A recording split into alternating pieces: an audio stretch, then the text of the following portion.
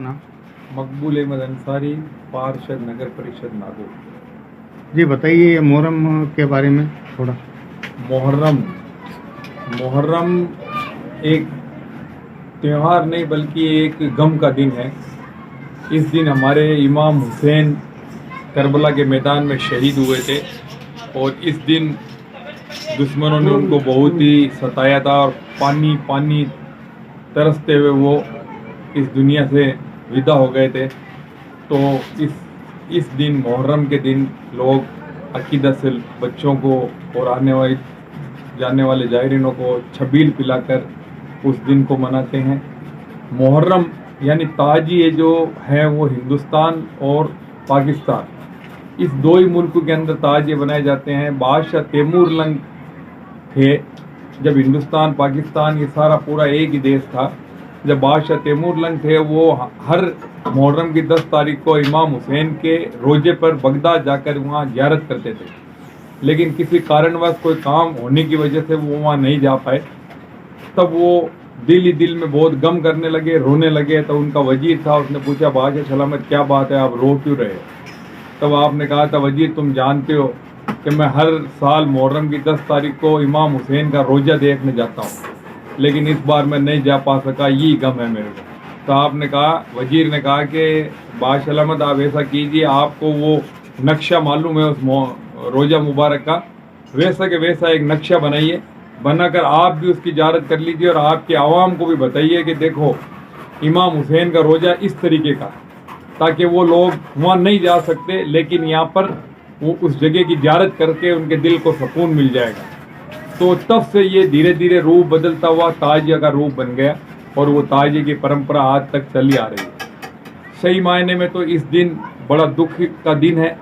ये दिन नफिल नमाज पढ़ने का है, लोगों को छबील पिलाने का है और रोज़ा रखने का दिन है। और इस दिन ज़्यादातर लोग रोज़े भी रखते हैं और लोगों को छबील पिलाते हैं और नमाज नफिल पढ़ते हैं।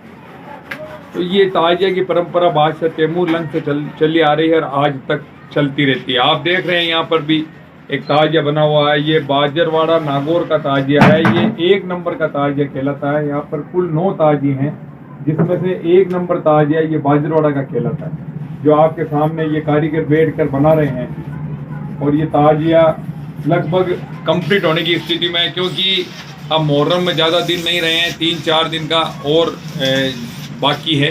फिर उसके बाद ये मुहर्रम निकल जाएंगे। जैसे बहुत ही एक अच्छी एक बात कही है किसी ने, तपती रेत पर बर्फीली मौसम उठा लाते, फूल कली और शबनम उठा लाते, हुसैन की प्यास एक राज थी, वरना फरिश्ते काबा से जमजम उठा लाते। तो एक ऊपर वाला ईश्वर को, अल्लाह को, ये एक लोगों को सबक देना था कि इंसान का कैसा वक्त आ सकता है। उस वक्त आपको प्यास भी लग सकती है, भूखा भी रहना पड़ सकता है। तो उनके लिए वो तो बहुत बड़े हुसैन थे, मोहम्मद साहब के नवासे थे, उनके लिए तो फरिश्ते काबा से वास्तव में जमजम ला सकते थे, लेकिन ऐसा हुक्म नहीं था और वो करबला के मैदान में शहीद हो गए। तब से लेकर ये मुहर्रम जो है एक मातमी, एक दुख का दिन है, न कि ये खुशी का दिन। और ताजिए की परंपरा मैंने आपको बताई है कि बादशाह तैमूर लंग के ज़माने से चलती आई है। ये कब से बनता है, ये कहाँ कब से शुरू होता है ये ताजिया मनाना? ये ताजिया देखो अलग अलग जगह, जैसे लोहारपुरा का ताजिया है, हमारे नागौर की बात करता हूँ। लोहारपुरा का ताजिया 6 महीने पहले से बन रहा है। मैं कल जाकर देख कर भी आया और उनमें बड़ी वो मेहनत करके बनाते हैं। और ये हमारा ये ताजिया लगभग 1 महीना 1.5 महीना से ये भी बन रहा है। इसमें कारीगरी देखिए, जाली वगैरह जो है, ये कोक सीड के अंदर ये जालियाँ वगैरह लगी हुई है। बड़े ही सुंदर तरीके से ये ताजिया को, इस ताजिया को बनाया जा रहा है। तो आप देख रहे हैं ये ताजिया जो है हमारे बाजरोड़ा का 1 नंबर का ताजिया है, लाइसेंसदार ताजी। नागौर के 9 ताजी हैं, 9 लाइसेंसदार हैं, जिनके गवर्नमेंट की तरफ से लाइसेंस जारी किया जाता है। हमने अब एप्लीकेशन तैयार की है, कल तक थाना के अंदर नागौर कोतवाली में जमा कराएंगे, वो एक लाइसेंस जारी करेंगे। वो लाइसेंस हमारे ये मिस्त्री साहब बैठे हुए हैं शराफत, जो ताजिया बना रहे हैं, इन्हीं के नाम से वो लाइसेंस है और ये उस लाइसेंस को चला रहे हैं और बहुत ही मेहनत करके इस परंपरा को जारी रखें। मेरा नाम एजाज अहमद मुल्तानी है। जी बताइए, ये कब से शुरू होता है मोहर्रम मनाना? इसको 6 महीने हो गए काम करते हुए, और रात को हम काम करते हैं, मतलब थोड़ा थोड़ा काम करते हैं इस पर। क्या कितने बजे तक काम करते हैं? मतलब हम 11 साढ़े 11 लास्ट है, 11 बजे तक हम काम करते हैं। कितने यहाँ कारीगर काम कर रहे हैं? यहाँ मतलब कारीगर तो हम 4-5 आदमी हैं यहाँ के काम करने वाले हैं। नज़ीर भाई हैं इसमें भूमिका निभाते हैं, और कारीगर बड़े कारीगर वही हैं, नज़ीर भाई हैं क्या, और इसमें 2-3 कारीगरों और हैं इसमें।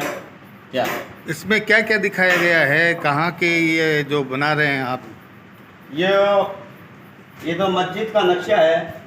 क्या ये मस्जिद का नक्शा दिया है इन लोगों ने, कारीगरों ने।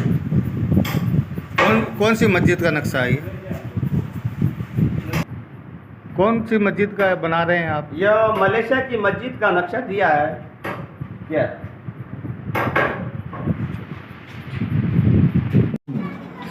मुहर्रम एक त्यौहार नहीं बल्कि एक गम का दिन है।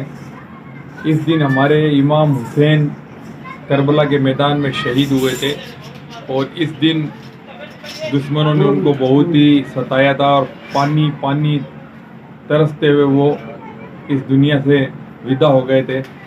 तो इस दिन मुहर्रम के दिन लोग अकीदत से बच्चों को और आने जाने वाले जायरीनों को छबील पिलाकर उस दिन को मनाते हैं।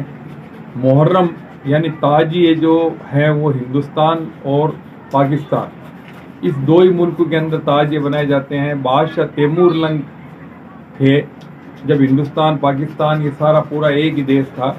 जब बादशाह तैमूर लंग थे वो हर मुहर्रम की 10 तारीख को इमाम हुसैन के रोजे पर बगदाद जाकर वहाँ ज़ियारत करते थे, लेकिन किसी कारणवश कोई काम होने की वजह से वो वहाँ नहीं जा पाए। तब वो दिल ही दिल में बहुत गम करने लगे, रोने लगे। तो उनका वजीर था, उसने पूछा बादशाह सलामत क्या बात है, आप रो क्यों रहे? तब आपने कहा था वजीर तुम जानते हो कि मैं हर साल मुहर्रम की 10 तारीख को इमाम हुसैन का रोज़ा देखने जाता हूँ, लेकिन इस बार मैं नहीं जा पा सका, यही गम है मेरे को।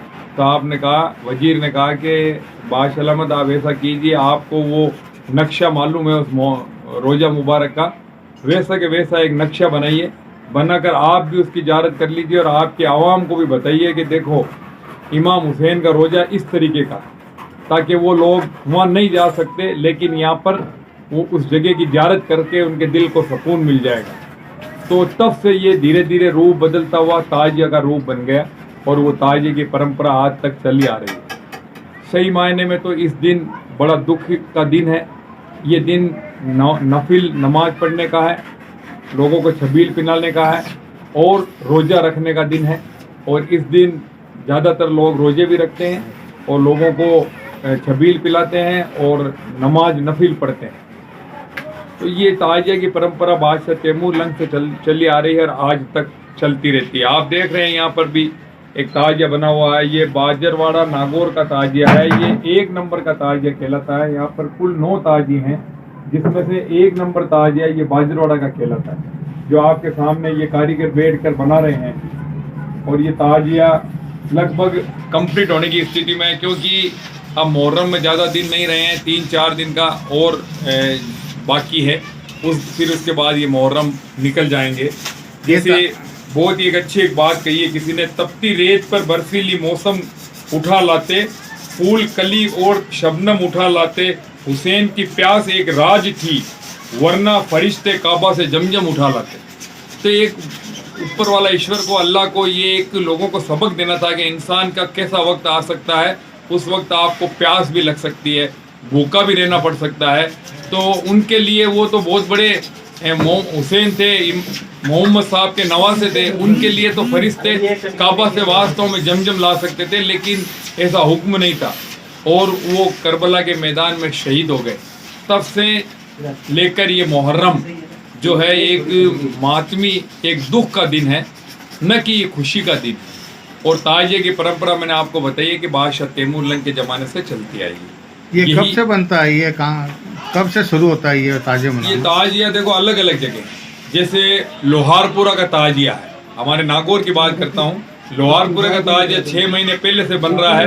मैं कल जाकर देख कर भी आया।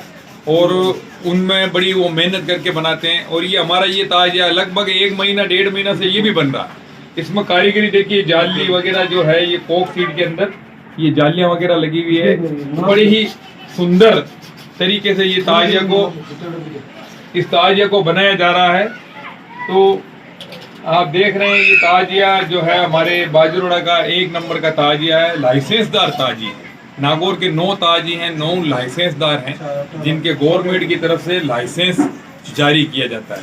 हमने अब एप्लीकेशन तैयार की है, कल तक थाना के अंदर नागौर कोतवाली में जमा कराएंगे, वो एक लाइसेंस जारी करेंगे। वो लाइसेंस हमारे ये मिस्त्री साहब बैठे हुए हैं शराफत जो ताजिया बना रहे हैं, इन्हीं के नाम से वो लाइसेंस है और ये उस लाइसेंस को चला रहे हैं और बहुत ही मेहनत करके इस परंपरा को जारी रखें।